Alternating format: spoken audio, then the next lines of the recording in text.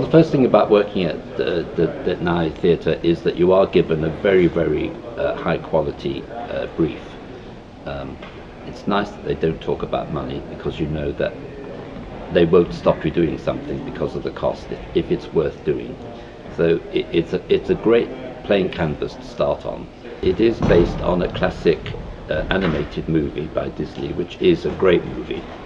So it's interesting to note that they would not necessarily translate it to the stage that well, but in fact the actual book, as we call it, of the show is an absolute masterpiece in my opinion, and it really is approached as a true theatrical piece.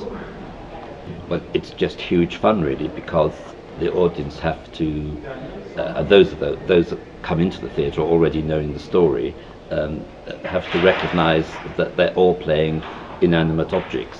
But my job, I think, is to get some wit and some fun into all that. So although someone is walking around dressed as a candelabra, it doesn't impede their movement. They can still give a full-out performance and entertain the audience. Easily the most complicated part of the whole project, technically, is the floor. I really wanted a lot of the pictures that I created to grow out of the floor. There's something magical about things coming upwards out of an area that you normally would think is just for walking on. So we've created actually an enormous number of lifts in the floor, hydraulic and otherwise, out of which many things happen and often quite surprise the audience, which is a nice thing to have in a show about magic. I think it comes out absolutely brilliantly.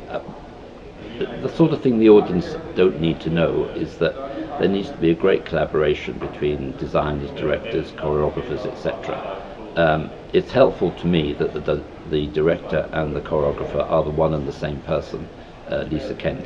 But we worked really, really closely on this show for quite a long time. So I think one of the successes of it is that we've really approached the detail and made every single tiny moment work. If you want to use the word concept, a concept is at its best when it works in every way, and I think we've achieved that with this piece.